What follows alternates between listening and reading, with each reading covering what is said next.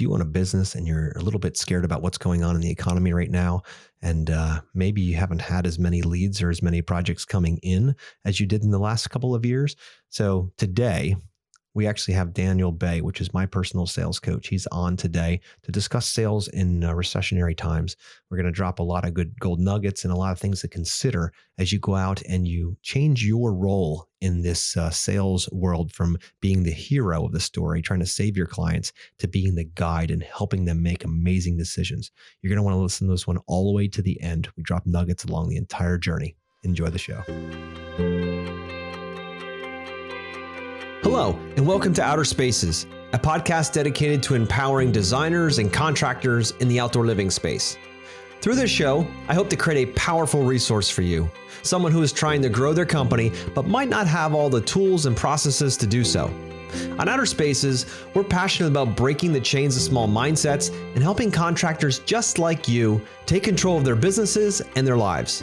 My name is Joshua Gillow, and through my 25 years of dirt under the nails experience, I look forward to sharing tips, strategies, and other contractor success stories here on the Outer Spaces podcast. Now, let's get on with the show.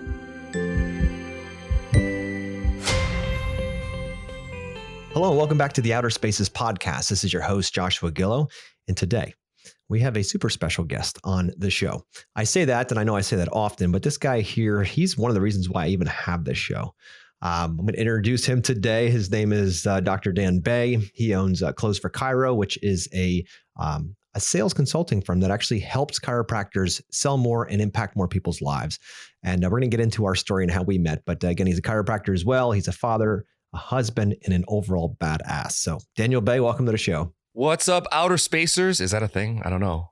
It should be. All right, it should be. Outer Spacers. Awesome. Great to be on here. It is an honor and a pleasure to see you absolutely crushing it, Josh. I'm so proud of you. So cool to see what you're doing. Thank you, sir. Thank you. And, you know, I don't know why it's taken me so long to ask you to be on this podcast. I don't know. Well, so I was secretly crying in my sleep every other night thinking, when is Josh going to ask me onto his badass podcast? Losing sleep over it for the last couple of months, brother. Well, now you can sleep much better with knowing that you've been you're here and doing it. Today, what I want to get into is a little bit about how we met, so the listeners kind of know where you're coming from and where we're coming from, and then I want to dive deep into a subject that's been the elephant in the room in our industry for sure, which is how to sell in recessionary times. So that's an important subject it's changing, right? Sales is an ever-changing machine. It is Always. Not the same every single day. People's sentiment, their concept around money, the fact whether they're going to spend it or they want to hoard it, like that all changes with what the big news media tell them to think, right? So yes, we have to adjust and constantly be thinking about how we're serving our client at the highest level. So before we get into that, and I know Dan's going to drop a bunch of gold nuggets. This guy is an absolute treasure trove of awesome information. That's why I hired him as my coach years ago and still continue to work with him. But before we get into all those wonderful things, Dan, tell us a little bit about your childhood, how you got into be a chiropractor, and how you eventually decided you had to help people communicate. Okay, my childhood, we don't have enough time for that, but I think everyone that's listening can relate to the fact that in a way, we're all kind of misfits. We all kind of don't fit in. We've all had our ups and downs in our past, and a lot of us actually hold on to that baggage and into our professional life. And working with business people for the past, 15 years, I see a lot of those things come up to the surface. But nevertheless, chiropractic, how did I get into it? Well, I wanted to be a professional musician. So you can probably see how that evolved. Just kidding. How did that happen? Well, I wanted to be a professional musician. Realized I wasn't that good, or it wasn't good enough to actually make a living. But it wasn't until I had my own personal experience was when I was severely injured, and it was literally a chunk out of my entire life. And I was in college at the time, which is the worst time to lose a part of your life. And there was this chiropractor that actually got my life back. So I was like, I'd like to do this for other people since I can't be jamming on a guitar in front of millions of people. I think this would be the next best thing. So I enrolled in school. The rest is history. But it wasn't until I graduated is when I hit a wall, and the little violins were playing. The amount of stress I felt during that time was immense. It was overwhelming to the point where I wanted to quit the profession altogether. Main reason why, and I think everyone on the line can relate to this, is at a certain point when you're getting overwhelming amount of no's coming in. People are coming to you. They're saying, I want this, but somehow at the end of the conversation, they're like, no, I want to go home and talk to my spouse about it. I want to go home and talk to my goldfish about it. This is too expensive. This is not what I was thinking. The look of sticker shock in their faces makes you turn completely ghastly white. And then you wake up in the middle of the night with this nightmare that wakes you up like you're going to lose everything. You're going to lose your shirt. How am I going to support my family? How my kids are going to eat? And that absolutely changed everything on how I approach my business, because I did not want to live like that anymore. And I think many of you can relate to that. And if you haven't been through that, I'm just telling you, you're fortunate. But the fortunate thing for me is when I went through that, it changed how I approach things. And I realized I had one problem. I didn't have a service delivery problem. So I knew I did good work. So many of you are doing great work out there. So many talented people that Josh tells me about, a lot of the people he's working with. There's literal geniuses, Josh, you know what I'm saying? Like they can, with their bare hands, you guys are making some incredible things, or you're providing incredible service and products for your people, but they're still saying no. Like, how the hell does that happen? But it wasn't until I went through all of that, I realized, I have a sales problem. That was a really tough thing to swallow, right, Josh? Because that's it's that 4-letter word. Okay, fine. It's a 5-letter word, but 4-letter word sounds better. So it's that nasty 4-letter word, sales or selling, Mm-hmm. And it took me a while to accept that I had a sales problem. I had a problem with people from the other side saying yes to what I have to offer in the perspective that they can actually consume. That way they're saying, I really want, need, and desire this. This isn't the guy or the girl. Here's my money. Let's go. I had a problem with that process. And it wasn't until I accepted in my heart, like I had a sales problem. It wasn't until then that the floodgates opened and I never looked back. And we are so blessed that not only are we doing this in our individual businesses, but now we get to teach this to the other people in the profession that are probably going through the same thing. No, absolutely, Dan. And that's exactly what I came to you for. Years ago when I reached out, my wife had gone to one of your seminars and she saw you, or when you were at a seminar and saw you, and said, I'm going to try out this Dan guy and see if he can help me with because her ultimate goal in her practice, her chiropractic practice, is to impact and empower people and, through chiropractic.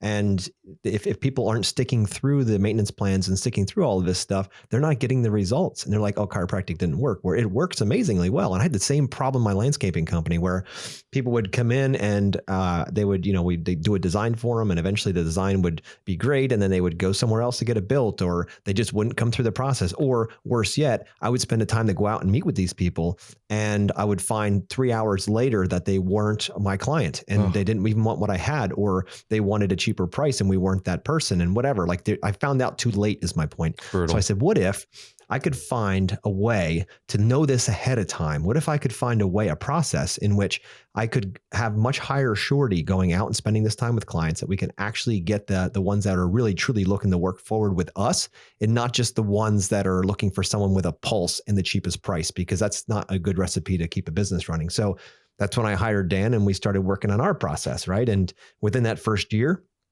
I'm going to back that up. I remember working with you, Dan. I remember being scared to come to class, right? Yeah. Because you're a straight shooter, right? Yeah. And I was not used to that back in the day. Like you said, role play, and I'm thinking like the only one kind I know is in the bedroom. So I don't know how the heck we're going to do this, right? So, TMI. Yeah, exactly. So I'm thinking like, all right, well, how's that going to work? And you wouldn't let me bullshit anyway. There's no way around it. I remember times getting up at 4 a.m. just to go through my lines so that when I got on the call, I wasn't sweating. And you still made me sweat anyway. But then on top of it all, you told me to videotape myself shooting this stuff, not just audible, but video. And I hated looking at myself in a camera at that moment, right? At that time in my life. And you're like, dude, now do it. And I would erase it and re-record it and erase it and re-record it.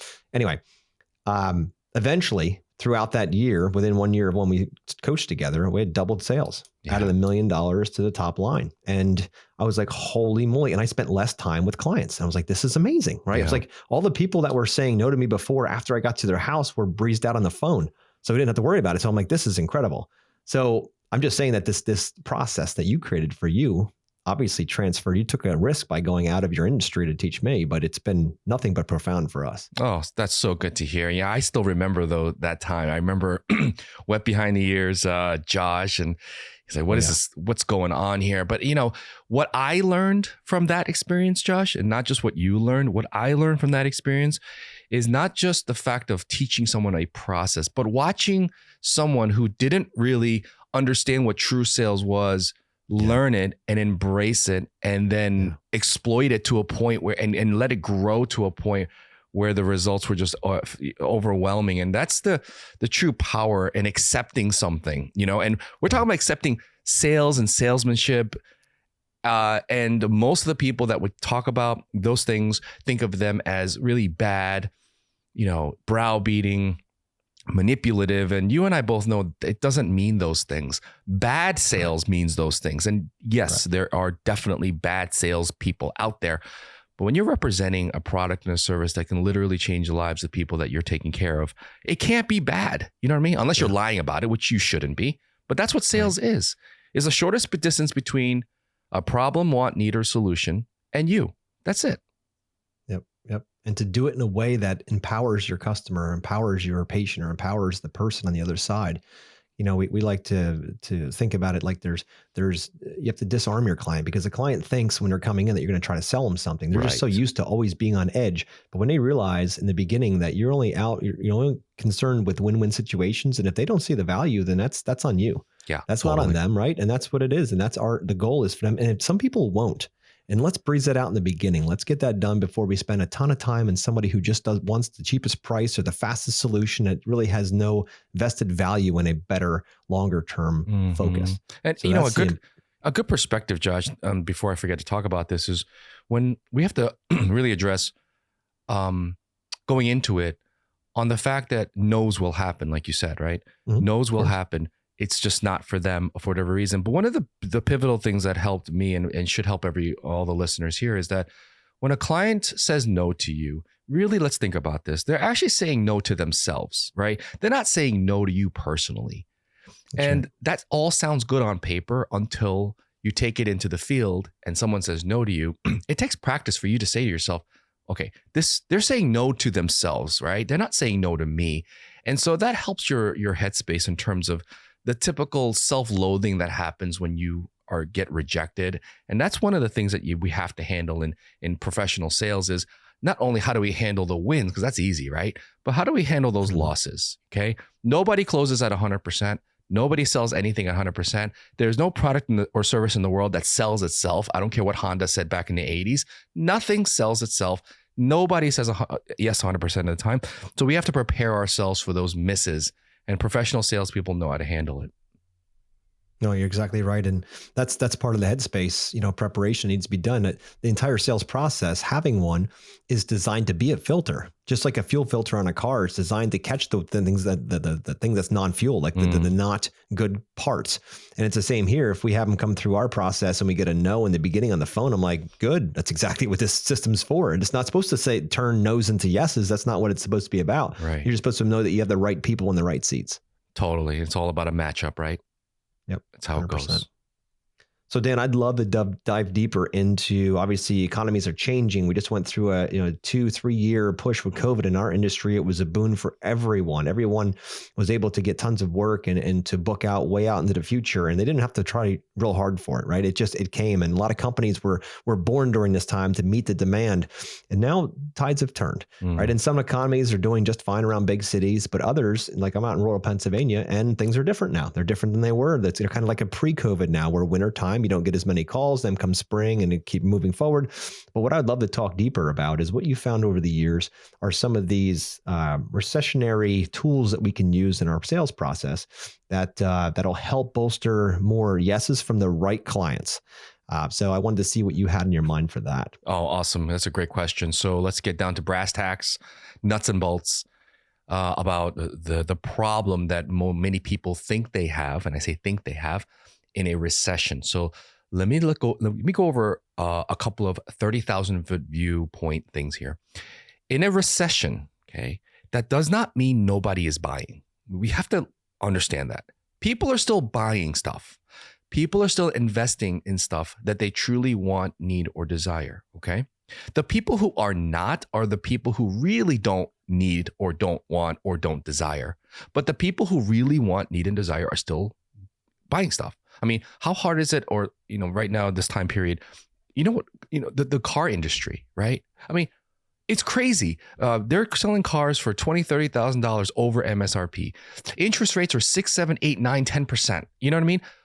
Who in their right mind, when you're looking at just brass tacks numbers, would ever think buying a car right now is a smart thing, right?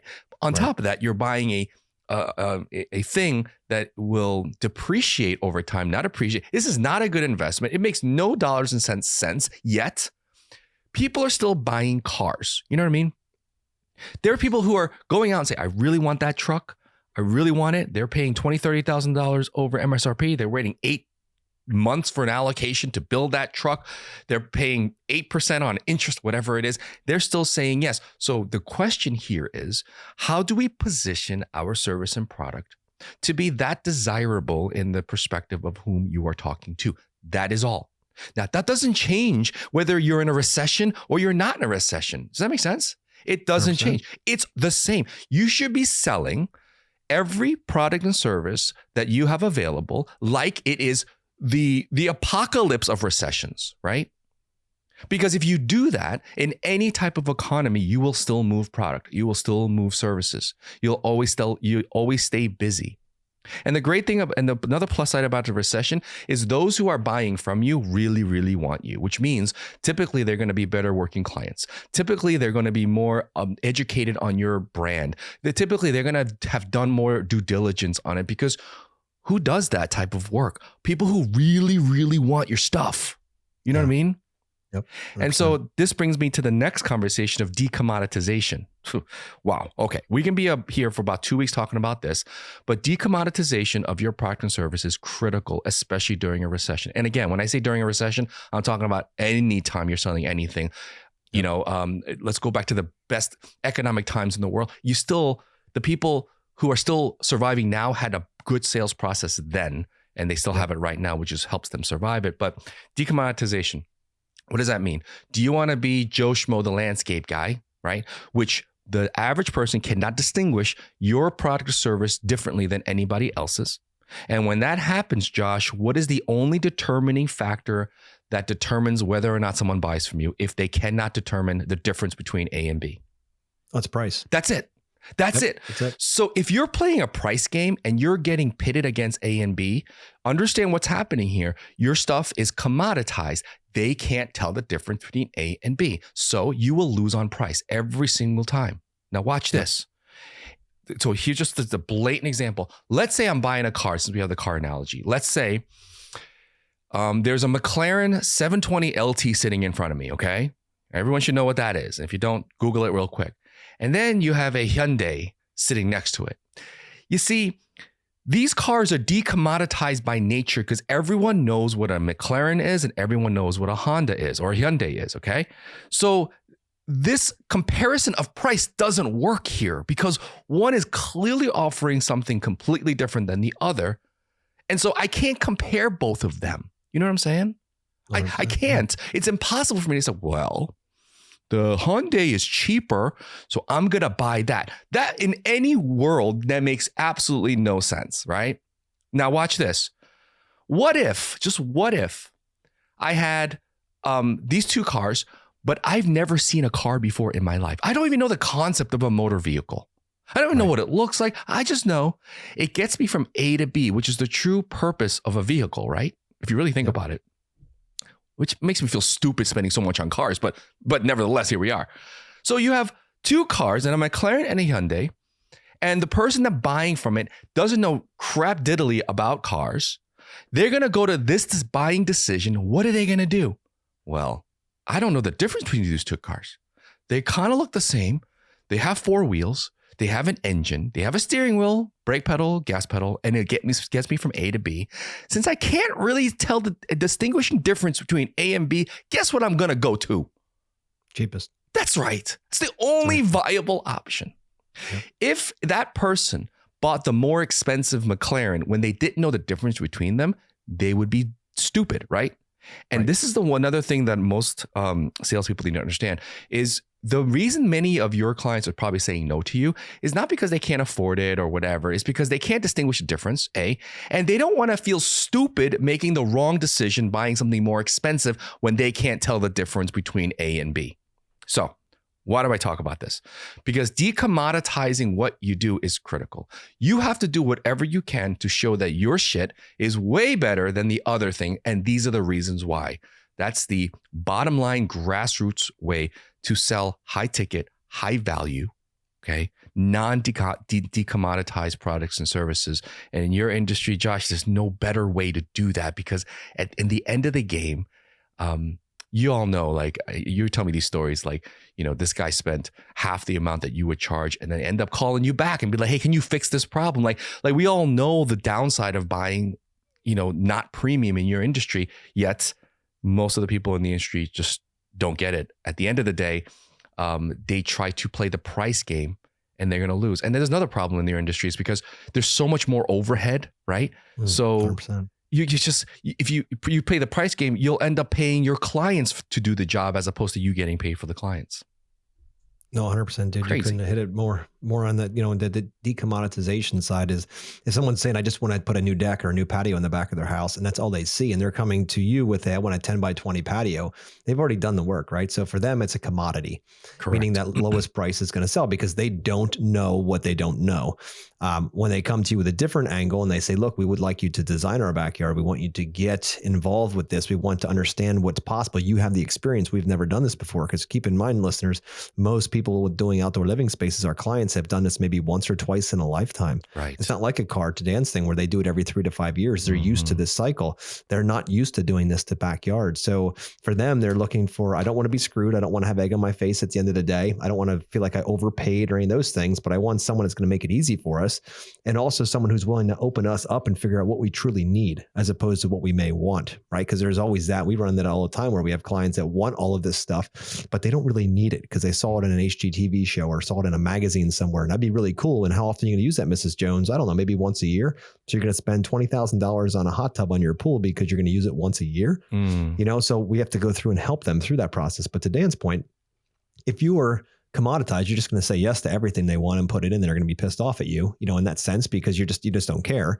But when you come in and you want to be different and you want to stand out and you want to be that McLaren, it's a matter of having your clients really work for getting some of those things put into their plan, into their design, you know, have them really think through it. Because if you end up helping them on that process, because you're the guide, not the hero. So if you're guiding them through using your excellent education and experience throughout all these years of doing this, and you can help them save themselves from spending money on things they don't need, think about the value you're bringing to the table by telling them no, or at least having them consider other options to invest that money. Oh, amen. And check it out. That is yet just one of the ways that you decommoditize. And Josh is so good at this with his, you know, his landscape clientele, because what he has learned how to do is decommoditize from the first word that comes out of your mouth, even on a questionnaire, all the way down to the time that he makes a site visit.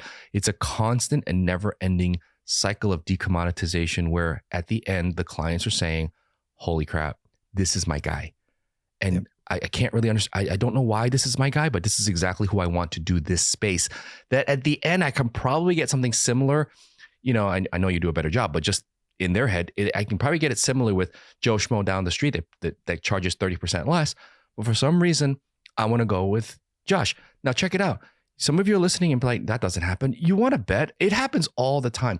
People are paying premium to have a better experience with people they trust, that guide them, not hero them. It's a great distinction. That's going to guide them through the process. And check it out. Another great decommoditizing things that Josh just brought up is if a client says, I want this, and then you say, ooh, are you sure you really want that? I can do it for you. But let's be fair here. Is it really worth the investment to put in a $130,000 outdoor sauna system if you're going to only use it once or twice? I think it's a better bet to get a portable one that we can actually build into your basement, whatever. That's going to be a fraction of the cost, and then save the real estate outside for something way better that's more usable. Do you understand? That level of candor right there, okay, is another form of decommoditization, because typically in your industry, it's like, you know, they're used to the knucklehead GCs that are just trying to nickel and dime you for everything that they have, right? And they're trying to build a ticket price. But here's a guy who's actually slashing what he could potentially earn, because now that they're advocating for their clients as opposed to raping them. And so that's yet another way to decommoditize it. There are so many more. And I'm telling you right now, at the end of this call, I hope you guys are taking some notes here, because we just dropped 2 do-level things in your process that decommoditizes you, that helps you set you apart from the typical competition out there, that is literally going to make people want to say yes to you quicker. And then here's another thing, Josh. Time is a factor. How long do we want these sales cycles to go? I mean, do we really want first contact, let's say in January 2022, and we want them to actually pull the trigger on a project with us in 2025? Is that really what we're looking for? Or do we want a shorter sales cycle, make them say yes to you quicker, because time is a factor?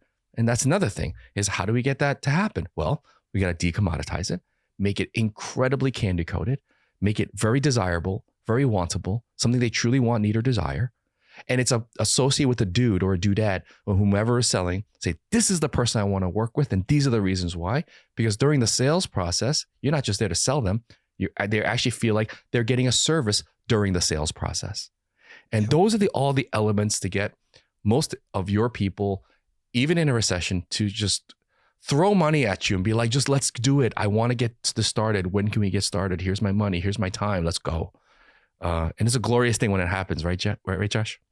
Absolutely, dude. It's so incredible. And, all people want is to be guided. I'll keep saying that 1,000 times. And, they truly want someone that's going to be in it to win it with them. And we have conversation with clients all the time where I can think of one very particular that they were between doing an entire backyard renovation and doing an incredible outdoor living space, or buying a beach house at the shore. Wow. And they were kind of flipping back and forth between the two. They didn't know what to do. And I said, well, obviously I want you to build a backyard, but at the end, I want you to be happy with your decision. So I said, we have to think about that. Let's do the pros and cons list. So we did a pros and cons list together. And the pros, for the outdoor living space was much higher, and the cons for the beach house was much higher. So they eventually said, oh, we're going to do the outdoor living space. And they love that decision. But I could have easily said, no, of course you don't want the beach house because I don't get anything from that. I said, no. This is human to human. I want them to make the best decision for themselves. So let's try to help them. Let's guide them on that decision. And maybe it was the beach house that would have been a better choice. And I'd much rather see them buy that than live with remorse after putting this backyard in. So we have that conversation because you know what, Dan, that comes up over and over again with clients where they're like, you know what, I wish I would have just done this, or I wish I would have not did the fire pit built into my patio because I only use it once a year and I got to kick that thing every time I come down off of the deck, and it's right in my way and I can't use that space for anything else. So I got tired of hearing that over and over again. So I said, what if I just had a conversation with clients in the beginning and said, if you want a fire pit in this example, if you wanted the fire pit, what if we did a fire table instead? They're cheaper. You can move them and you can switch them out as, design trends change. And you can take that area that was a lounging space and make it a dining space. And so less money, more flexibility. That's the kind of conversation we have with clients in order to make sure they know that you're the guide in there for them. And the crazy part, Dan, this is what's really cool. Oftentimes, once they feel that level of trust and honesty with you, they open up even more. And they're like, you know what? I want to save $3,000 on that fire pit or $4,000 on that fire pit. What if we did a feature wall here? What if we did a water feature over there? What if we did more landscaping? And pretty soon it's $10,000, $20,000, $30,000, $50,000 more because they feel that they can trust you and that you're going to tell them the freaking truth. And you're not going to be like, yes, of course we can do that. Yes, ma'am. You want that over there too. And you want a basketball hoop right off of your patio. And you want a dipping pool right next to the patio again, like all of this stuff. Yeah, we can do that. And they're like, well, I need someone to guide me. I've never done this before. That is so much in our industry. That was how I used to work. I'd be say yes to anything because every time they talked, I saw more dollars rolling through. I'm like, this is going to be great. But then we know what happened later, Dan?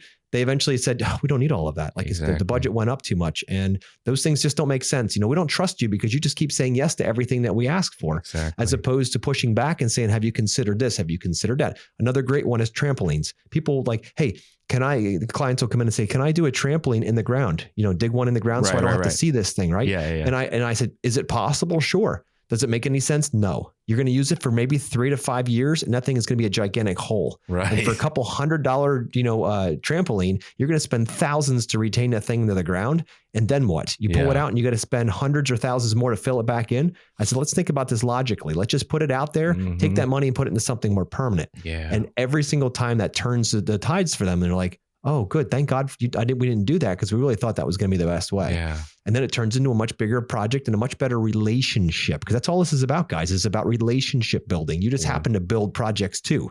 So if you focus on the human and the human experience through all of this, you're going to go much further through every economic condition because you care about the person, not necessarily the transaction. Dude, mic drop. Guys, I got to say something. If you're in this industry and you're not training with Josh on the process that gets people to here, like, sorry, I'm just going to say it. You're dumb. Like, you got to get with this guy and learn this process, because it's so easy to screw up, right, Josh? There's so many, we would call them landmines. Like, it's like navigating a landmine, and everything and anything is being thrown at you. Every scenario is possible.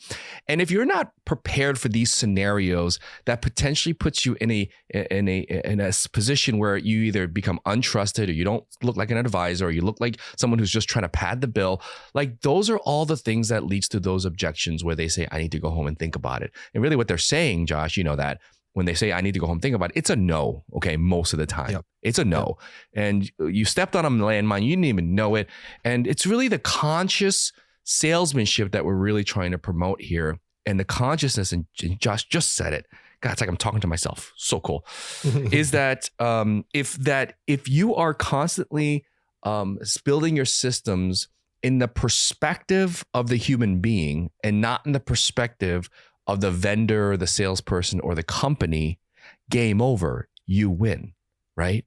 Because if you're only thinking about the company, your bank account, your statistics, your process, your unique selling propositions, and never really getting into the perspective of what is my client thinking, feeling, saying, doing, and constantly negotiating from their perspective and not yours.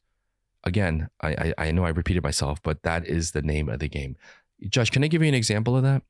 Please. All right. So I don't know if this happens in your industry, but it certainly happens in mine.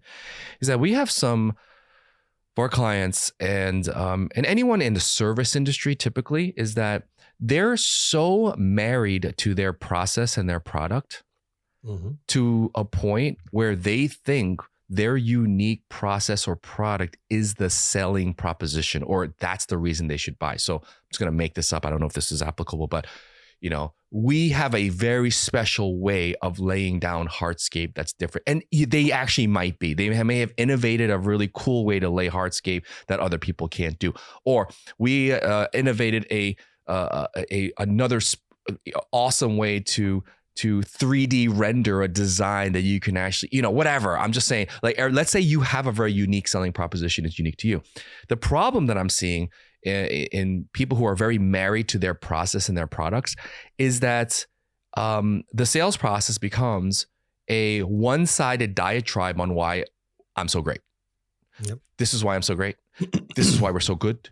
This is why all these things. And really, again, that is another symptom of the salesperson that does not understand the human condition of who's listening, because no one wants to sit through reading your resume, right? No. Nobody wants to see that.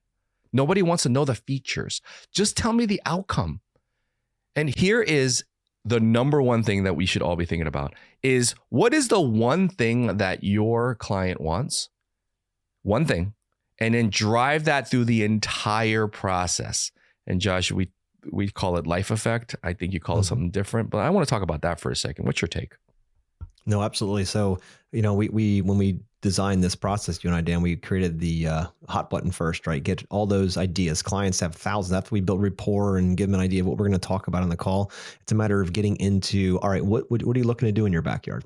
So then they give you a big list of things, and we've got to get to the number one most important piece, the piece that if they don't have this one piece, that this entire project falls apart. Once we have that clarity, that laser focus, we know how to set the conversation up. And then we get into a process called the life effect, which is what Dan's talking about. This is the emotional wiring to why this is important to them and what the investment of this time and money is going to eventually give them, what the result will be.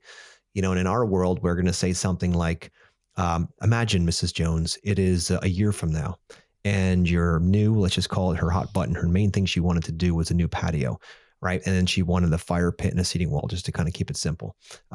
Imagine it's a year from now, and you walk out into this beautiful new patio, and you have your fire pit and your seating wall there, and it's a gorgeous Saturday afternoon. What does this space have to look and feel like for you and your husband to know that this project was an absolute success? So good, Josh. That's right? So good. Hold on. I got to take a stop here. Pause. Listeners, I mean, you should write that one down. because that is exactly how that should be asked. Because from the perspective of Mrs. Jones, she's going to go back. She's going to sit there and imagine, okay, what does it need to look like and feel like for me to know that this project was a success? And they're going to start building their own success, and they're now going to anchor it to you. Oh, so good. Continue, Josh. You know the best part, Dan? You know the best part about this process, this life effect, and we teach this heavily in our sales classes, is once you get a sense of what that looks like for her and her husband, you want them both involved with this, what they both see as the future paced success of the space. Then they'll say things like, oh, I want to have a space that's comfortable, to read a book outside on a sunny afternoon. You say, okay, Mrs. Jones, you mentioned comfortable. What does comfort outdoors mean to you? And you go one level deeper. And she's like, well, I want to have something I can have my feet up, and we have a big tree there. So I want to make sure that this patio is tucked under that tree so I can get some of the, shade from it. But I want to be in the sun in the morning, but in the afternoon, I want to be in the shade. And I read a lot. So I'll probably be out there for 2-3 hours a day, just getting lost in my stories. And I want to watch the grandkids run around, and I want to see my dog run around. And this is what I want. This is really the reason why I'm doing this entire project. What do you think designer Josh was doing? He's sitting here. I'm already planning out this space. I see her reading her book. I see the patio jog slightly left, so we get closer to the tree. I see, in my 3D imagery, I'm thinking I'm going to have a woman there reading a book with her feet up, and I see a dog in the backyard and grandkids running around. Like, we're creating this. She is giving you every single ingredient you need to do that design to land it for her. Because think about it, Dan, and you know this, but I'm going to tell the listeners. When your client is giving you words, right? Those words are trying to describe a picture that someone put in their head, right? They have this picture of the perfect space, maybe not all the details, but they have a feeling, a picture. And just like a text message, when you text a picture from one phone to another, right? You've got to go through the world or whatever, like through the internet to get there. They're trying through words to be that connector. Yeah. The problem is, Dan, when it comes to a phone, it takes the exact picture and transfers it. When we talk and use words to describe an image, and then it transfers from Mrs. Jones's mind to mine, what's the chance of those two being exact when she says, I'm looking for a patio that I can read a book on? Like, think about it. What's the chance of my image in my head that she's telling me through words that's going to actually match the image in her head? The chance of that, what do you think the chance of that is? It's low. Exactly. Yeah. Very low. It's like me saying to you, impossible. To your car example, hey, Dan, I'm going to go buy a car, and you're like, in your mind, you're thinking McLaren and I'm thinking Honda. Right. And you're like, so let's go meet at the dealership here. And you stand by the car you consider a car and the one that I consider a car. Like, there's two different images in our head. So through words, humans communicate, trying to explain pictures in our heads. So we have to keep it very simple that way. So now it's our job as designers to get deeper into Mrs. Jones' head so she can paint the picture for us so that our rendition or our picture in our head is as accurate as possible. Now, design obviously helps with that, but we need to get the fundamental ingredients to the recipe. And if we can get them directly from her, imagine how much less design time you're going to need when you know exactly what it is. By the time we're done with Life Effect, we already have the design laid out, probably at least 60 or 70%. We already have it laid out because we know exactly what it has to look like based on what we've talked about. And that's the beautiful part about asking the right questions and the right timing within your sales process. And Dan, the coolest part, we haven't even left the office yet. Exactly. This is all from my comfort of the seat of my desk. Exactly. And we can have this conversation. Exactly. And I'm sitting here thinking like, all right, does Mrs. Jones sound like the ideal client for us? Yeah. And does she have that, or is it just, I want that 10 by 20 patio. I don't care. That's all I want. Well, Mrs. Jones, 10 by 20 could be the perfect size. Have you considered where your furniture would go on that size of a patio? No, I haven't thought anything about that. Okay, would you be open to considering that? Because last thing I want you to do, Mrs. Jones, you can do whatever you want with your money. That's fine. The last thing I want you to do is to spend this money on this project, walk out into this newly finished space and find out your furniture doesn't fit. Or even worse, that this patio is twice the size it needs to be and you just wasted a lot of money. Right. So are you willing to have a bigger conversation so we make sure we can dial this in to fit exactly the way it has to fit for you and your family? The difference is the guide versus the hero. It's gigantic. And think about how much better relationship you're going to build with that client when you're having those kinds of pointed conversations. If you had the tools and the skills to be able to do that, I didn't have those tools and skills until I met you. Right. So I was just the guy out there saying, oh, whatever you want, Mrs. Jones, I'll build you whatever you want, and hope like heck it always worked, and added some ideas. She liked them or didn't like them. But imagine driving the bus and being the guide to help that client make the best decisions for themselves. And that's how you get yourself out of that commoditized world, because you become something so different they can't compare you. It's like that McLaren to the bicycle. You can't compare. That's what you become. That's right. Incomparable. Yeah. And that's how you avoid the price war. So can I just tell a story real quick? Just happened to me recently, based on what we're talking about, is the idea of helping your clients imagine something that they didn't imagine before. So I recently needed to buy my college freshman a car. He's not a big car guy, so all he needs is 4 wheels and a trunk for his golf clubs, and his probably case of beer, whatever he's doing. And so I say, got it. So I went to the Ford dealership because try to dealership right down the street. It all made sense from a logistics standpoint, whatever. So we got that done, and the salesperson is like, "So what are you driving?" And we started a conversation. And I'm a car guy, so I like talking to car guys. He's talking about this, and he's like, "Well, He's like, yeah, I'm not a big Ford guy, to be honest. I haven't bought domestic in over 15 years. No offense. That's just not kind of my thing." And he's like, "Okay, well, are you a truck guy?" I'm like, "No, I'm not really a truck guy." And I love the conversation because everyone here are probably truck guys. So I'm like, I'm not really a truck guy. I'm driving a Tesla right now. I like to get in and go. I like the go-kart feel and blah, blah, blah. I said, all right. So, but if you ever wanted a truck, would you ever use a truck? I'm like, I'm thinking, well, yeah. I mean, there are times where the wife takes me furniture shopping or like antique shopping, and I never have room in the family SUV to haul stuff and blah, blah, blah, blah. And I was like, what don't you like about a truck? I was like, because it's a truck. It just feels trucky, it feels like a boat. I just remember, driving in my dad's truck. It was like, it's just, and I like quick and nimble and whatever. It's like, I'll never forget this. He goes, let me ask you a question. If you could drive a truck that felt quick and nimble, just like, if not as good, but just maybe as good as your Tesla, and you have a higher ride height and you feel like king of the road, would that be something that you like? I'm like, yeah, but it doesn't exist. Well, actually, I'm just throwing this out there. Just want to show you what we got here. And he brings me to the lot. And for those of you Ford people, he shows me a 2022 Ford Raptor R. This is the 5.2 liter supercharged V8 in a Raptor Generation 3. You guys know what I'm talking about. I've never seen this truck before. I never saw it. And he goes, okay, this is already allocated to somebody who ordered it 8 months ago, but I want you to just sit in it and just kind of rev the engine. And I got in, and then I was like, oh my God, this is exactly what I want. Long story short, because he made me imagine this thing in my life. What color did you buy, Dan? Dude, I ordered a 2023 Raptor R. And here's the thing with that car, though. It's so dumb. It's stickers at 111,000, right? US. Yeah. But it's going for 20,000, 30,000 over MSRP. And it's about an 8-9 month wait. So guess what happened? From a snap of a finger, I became a truck guy.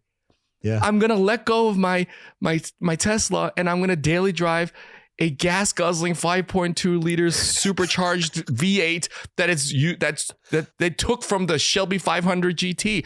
I mean, that's what happens when somebody poses a question in the perspective of someone across from you without any type of of browbeating or trying to be a hero or trying to make a sale. He was just asking a question, and that led to a sale of a 6-figure car that I never ever thought or imagined.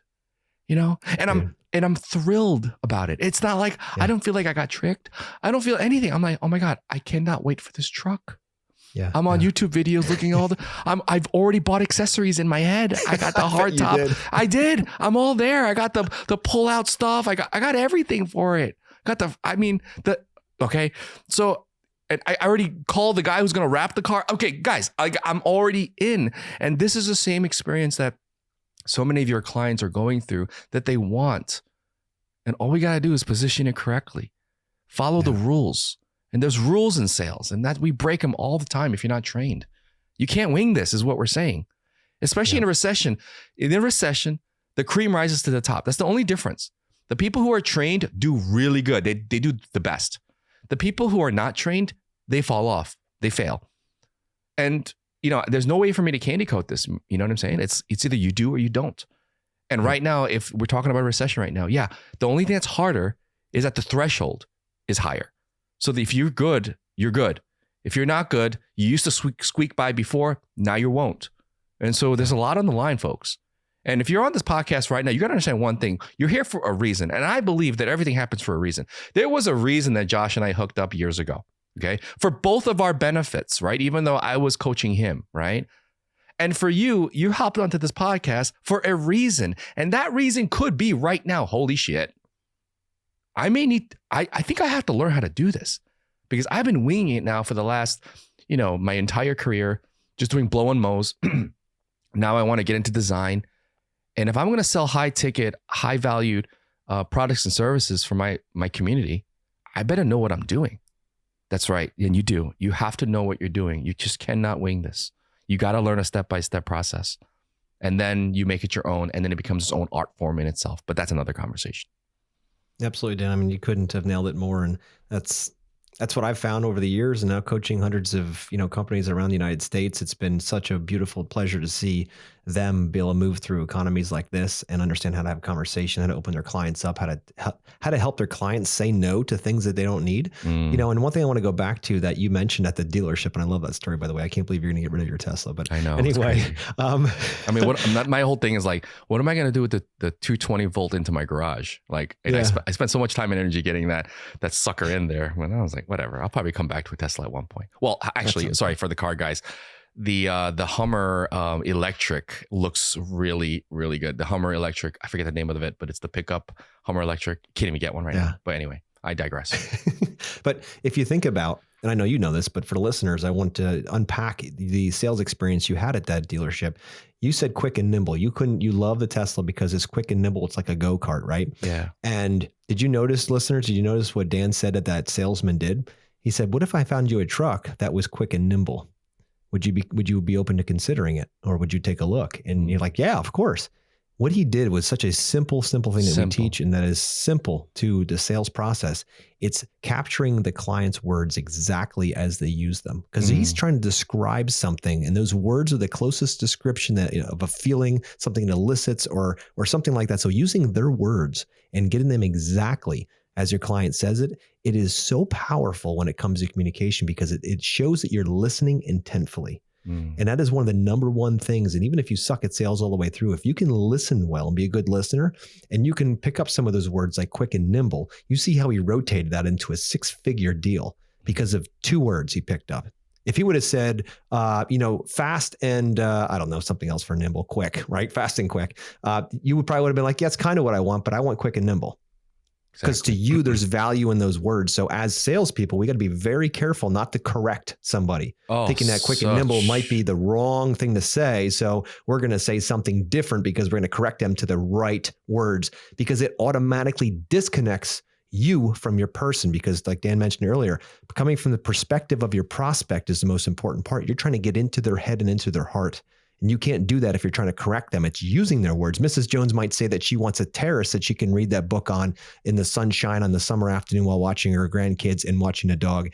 And if you say, oh, you mean patio? She doesn't mean patio, even though it is a patio. Terrace is the word that she wants. So you use terrace back to her. And if you don't know what a terrace is, you say, Mrs. Jones, you mentioned the word terrace. Can you tell me a little bit more about what a terrace means to you? Yes. And then pretty soon she describes a patio and she says, oh, I really mean a patio. Okay, her word. Yes. Now we're on the same. So often, that was one of the huge mistakes I made before starting to work with you, is the fact that I wasn't listening to what they were saying. I was correcting them and then disconnecting from them. It is so simple, yet so you have to be aware of what you're doing. You got to have an awareness. And again, all parts that we teach through the process, but man, that's what hooked you, right? 100%. Can I give can I give the listeners another example of that? I think this is such an incredible lesson right now. And if this is the only thing you got from this, great. This is the 10% of the whole that will make the biggest difference. Translating your client's words into your own words is a fatal error. It's the blue screen of death. It's the little rainbow circle spinning. It's the worst thing that you can possibly do. In healthcare, and when we talk to chiropractors do this. Let's say, for example, let's just switch industries for a second. A patient might say, you know what, it actually in my head. Headaches is one of our things in my head. It feels like there's like this little gremlin, 4-legged gremlin that's chiseling himself out of my right temple. right? And then the chiropractor or the health doctor, the doctor would say, oh, you mean you have right temporal cephalgia? It's like, why do doctors do that? Like, that's so dumb. If I hear something descriptive like that in my practice, I am writing it down and putting it in quotes. I'm taking out my multicolored pen set. I'm highlighting it however I possibly can. So I come back to those exact words when we talk about how to get that corrected, right? I'm not going to translate it because it makes me feel smarter, which is why most doctors would do that. But my question to you and the listeners, why do you do that? You know, are you trying to educate them? I mean, I'm sure you come from a good place, but you're absolutely stepping on one of the biggest landmines in sales, and that is translating your client's words into what you would call it, not what they would call it. My goodness, Josh, that is such good stuff that you just gave away right here. I just can't believe. I mean, we could just stay on and just give the whole thing away. What do you say? We sure could. Yeah. There's so many details like that, Dan, in communication. You know that. You obviously taught me a lot of them. So good. You know, there were so many, landmines that I was stepping in constantly, not even realizing I was doing it and wondering why I wasn't closing projects. Mm-hmm. But once I realized that this is just basic communication, you know, the cool part, Dan, this works with the wife too. Oh, no doubt. But I mean, it's like, selling and closing the wife should be a different seminar, I think, Josh. It should be. That's its own thing. But totally. This is human communication. It's not like just because you want something through a sale. This is just good human communication. Even your friends or your wife or your family or whatever. It's a listening part, especially for men out there, because we aren't always very good listeners. Yeah. We have to work and build, do the reps to work and build that muscle, because that is the difference between surviving and thriving. Yes. Fantastic. Some of the best salespeople you'll ever meet are the ones that are listening intently. Yes. And they can use the words back with their clients, that they feel like they're engaging exactly where your clients are. I mean, there's tons of rules around sales that we teach as course, but the overall plan here is if you only get that from this podcast, where you listen to your clients, you use their words in order to describe spaces. If you don't know, you ask for deeper clarity. The life effect side of things, getting a sense of future pacing, what this might look like when it's complete. What does it have to look and feel like in order for them to know it was a complete success? I mean, just these things that are small can lead to gigantic changes in the outcome of the investment of your time with that client. And think about you as the guide, not the hero. You're guiding clients. You're focusing on transformations, not transactions.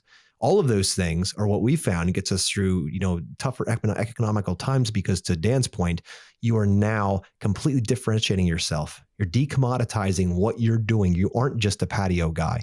You're not just planting bushes. You're not just doing these things. You're solving problems. Yeah. And think about the value you're bringing. And when you're comparing your numbers to somebody else, do you think they're willing to pay a little bit more for someone who has much bigger depth and a clarity around what the solution could be?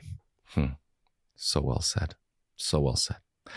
I don't know if you have much more time, but when I just heard you talk about listening and being mindful of the perspective, if you're not trained on this stuff, you'll really never have the bandwidth to observe the things that you need to observe, which is why you need to have a plan.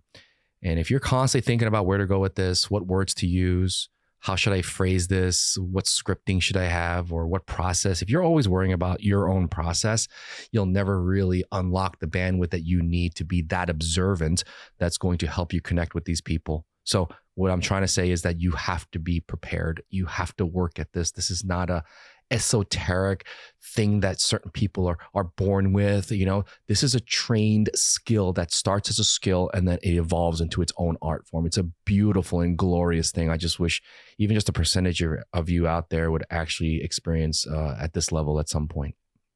100%, Dan. I couldn't say that, because in our industry, people work way too hard for way too little money. Totally. And at the end of the day, imagine if you could put an extra 8, 10, or 12 hours in your week, and that's no BS. Right. I've seen it happen over and over again by screening your calls before you ever go out, making sure you're going out to meet the right people and the ones that truly value you and aren't just looking for someone with a pulse and an idea. Yeah. And then they become a commodity at that point. So it's very important. It's totally, the business ownership is one of those things that as soon as you get your EIN from the government, they're like, here's how you pay taxes. The rest is on you. Right. Good luck. And I found in our industry, it's one of those things. And I was the same in the beginning, where if it's not a shiny tool that you can show your buddies or something you can put your leg up on while you're drinking a beer and be like, look what I bought. This is mine. Or put your arm out the window or sit in that excavator and say, look what I bought. If it's not that, and it's a soft skill like sales or communication, it's almost like, I don't need that. I don't need that. Yeah, and I said the same thing until I had it. And then I'm like, I would sell everything else just to be able to communicate. Yeah, that's and right. now we do, right? Podcasts and multiple businesses and all of these kinds of things, because I've learned how to do this now. Yeah. And it's a skill set that lasts the rest of your life. It's not a once and done kind of thing. It'll make you an unbelievable amount of money. So, I mean, that's all I can say is, if this is interesting to you and you find value in what we're talking about here, hit me up. Here at Yes Express, this is exactly what we do. We help, landscapers, hardscapers, and outdoor living professionals have a better conversation with their clients so that they can preserve their time, spend more time with their family, make a lot more money, and do it in a way that makes them feel right inside, because you aren't selling anything. All you're doing is guiding your client. You just happen to both win at the end. That's the beautiful part about all this. So if that's something you're interested in, you can reach out to me here at hello@yes.express. That's hello@yes.express. And we can have a conversation. I can see if this makes sense for you. I'd love to hear what process you have in place right now. And if we can help you, and if you can, I will be the first one to give you a couple of great pieces of advice and have you move on. And that'll be that. I'm not interested in your money. I want to make sure I can help you transform people's lives. That is my mission.